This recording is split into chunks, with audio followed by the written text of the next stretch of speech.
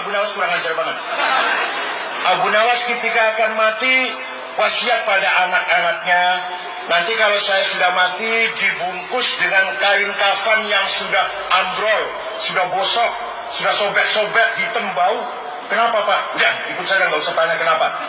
Begitu mati anaknya cari kain kafan yang sudah jelek, ambrol, sudah bosok, sobek-sobek, dibungkus, taruh di kuburan. Mungkar Nakir masuk mau tanya marrobuka. Begitu masuk Mungkar Nakir kaget. Wih, abdi salah masuk kuburan lama ini. Gak jadi bertanya. Saya salah masuk jenazah yang lama ini. Jadi orang Nahdlatul Ulama tidak usah takut Mungkar Nakir. Warga Nahdien tidak usah takut mungkar. Huma khalqullah wa nahnu min khalqillah. Malaikat Mungkar Nakir makhluknya Allah, kita pun makhluknya Allah. Kalau tanya marrobuka, jawab pengikutnya Kiai Hasyim Asy'ari. Selesai sudah. Nah, ini namanya tawassut dalam akidah. Assalamualaikum warahmatullahi wabarakatuh. Alhamdulillah, salatu wassalamu ala rasulillah, amma ba'd. Kaum muslimin yang dirahmati Allah subhanahu wa ta'ala, orang-orang yang jahil, orang-orang yang ta'asub, terutama ta'asub terhadap ormas dan ta'asub kepada seseorang yang ditokohkan, mereka bangga dengan dongeng-dongeng seperti ini. Tapi bagi orang-orang yang belajar ilmu agama dengan benar, belajar tentang akidah Ahlus Sunnah wal Jamaah dengan benar, akidah para salafus soleh, mereka justru akan geli, ya, bahkan malu mendengar cerita-cerita seperti ini. Lebih-lebih kasihan dengan jamaah yang seperti itu, yang percaya dengan cerita-cerita seperti itu, yang mereka percaya saja ketika dongeng-dongeng tersebut disampaikan kepada mereka. Dan ada lagi kaum muslimin yang dirahmati Allah Subhanahu wa taala, sebuah video yang menceritakan bahwa malaikat Mungkar dan Nakir ini bingung ketika di alam kubur, ketika menanyai seseorang yang sudah meninggal dunia, ya. Orang ini dikatakan ahli nahwu dan sorof yang kemudian meninggal dunia. Ketika ditanya oleh malaikat man rabbuka, justru mayat tersebut kembali bertanya dengan menanyakan rumus ilmu nahwu dan sorof. Ini benar-benar cerita konyol, ya.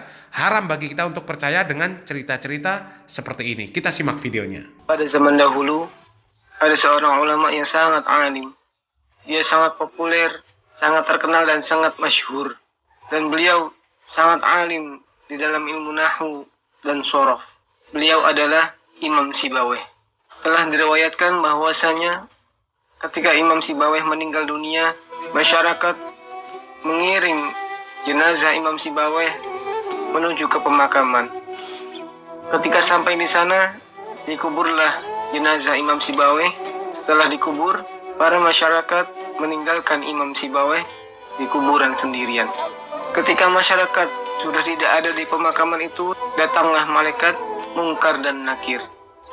Ketika datang malaikat Mungkar dan Nakir, Allah Subhanahu wa taala mengembalikan ruh Imam Sibawayh yang telah dicabut oleh malaikat maut. Kemudian setelah itu malaikat bertanya kepada Imam Sibawayh, "Ya Sibawayh, man rabbuka? Wa man nabiyyuka?" Ketika malaikat hendak meneruskan pertanyaannya, Imam Sibawayh ini memotong pertanyaan malaikat Mungkar dan Nakir.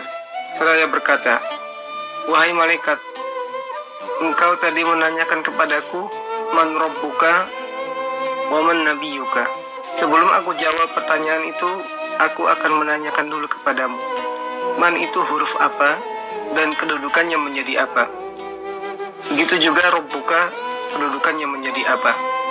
Kemudian malaikat Mungkar dan Nakir ini heran, bingung ingin menjawab apa. Karena para malaikat ini tidak pernah belajar nahwu dan sorof. Dan akhirnya malaikat Mungkar dan Nakir ini menghadap kepada Allah Subhanahu wa taala dan mengadu kepada Allah Subhanahu wa taala. "Wahai Tuhanku, kami ini ditugaskan olehmu untuk mempertanyakan, untuk memberikan pertanyaan kepada setiap orang yang baru meninggal.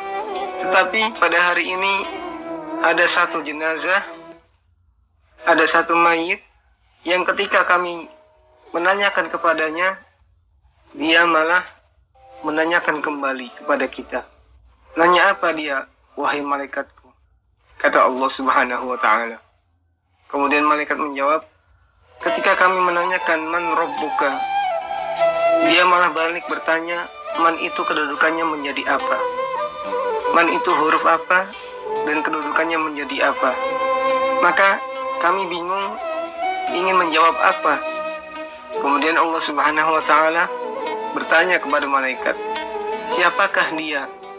Kemudian mereka menjawab, dia adalah Sibaweh. Lalu Allah Subhanahu wa ta'ala mengatakan kepada mereka, wahai malaikat, biarkan dia, jangan kau tanyakan dia. Dia itu istimewa di sisiku.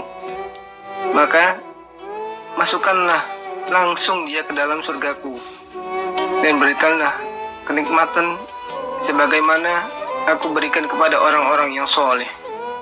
Dan pada akhirnya Imam Sibaweh dimasukkan oleh para malaikat ke surganya Allah Subhanahu wa ta'ala tanpa ada pertanyaan terlebih dahulu. Itulah salah satu keberkahan dari ilmu yang bahkan kita tidak suka kadang-kadang untuk mempelajarinya, yaitu ilmu nahwu dan ilmu sorof. Kaum muslimin yang dirahmati Allah Subhanahu wa taala, ini cerita bohong ya. Cerita hayalan. Hanya orang-orang yang jahil, orang-orang yang bodoh yang percaya dengan cerita-cerita seperti ini. Siapa yang meriwayatkan cerita seperti ini? Malaikat Mungkar dan Nakir bisa dipotong pertanyaannya. Ajib ya. Ajib banget. Malaikat maut bisa kalah dengan orang yang ahli ilmu nahwu sorof. Dipikir malaikat ini bodoh. Na'udzubillah min dzalik. La ilaha illallah. Dipikir malaikat ini bodoh, tidak mengerti ilmu nahwu dan sorof, tidak mengerti bahasa Arab. Apa kedudukan ulama tersebut sehingga bisa mengajak adu ilmu nahwu dan sorof dengan malaikat? La haula wala quwata illa billah. Malaikat itu utusan Allah yang tidak akan pernah salah, tidak akan pernah gagal di dalam menjalankan tugas, dan tidak akan pernah menentang perintah Allah Subhanahu wa taala. Allah Subhanahu wa taala mengatakan, ya ayyuhalladzina amanu qu anfusakum wa ahlikum nara wa quduhan nasu wal hijarah 'alaiha malaikatun ghilazun shidad la ya'sunallah ma amarahum wa yaf'aluna ma yu'marun. Wahai orang-orang yang beriman, peliharalah diri kamu dan keluargamu dari api neraka yang bahan bakarnya adalah batu dan manusia. Penjaganya adalah malaikat-malaikat yang kasar, yang keras, dan tidak pernah mendurhakai terhadap apa yang diperintahkan oleh Allah Subhanahu wa taala, dan mereka selalu mengerjakan apa yang diperintahkan oleh Allah Subhanahu wa taala. Kemudian alam kubur itu adalah perkara yang gaib. Tidak ada siapapun yang ada di langit dan di bumi yang mengetahui perkara yang gaib kecuali Allah Jalla Jalaluhu. Qul la ya'lamu man fis samawati wal ardil ghaiba illallah wa ma yash'uruna ayyana yub'atsun. Katakanlah wahai Muhammad, tidak ada seorang pun di langit dan di bumi yang mengetahui perkara yang gaib kecuali Allah. Dan mereka tidak akan mengetahui kapan mereka akan dibangkitkan. Semoga bermanfaat. Barakallahu fikum. Wassalamualaikum warahmatullahi wabarakatuh.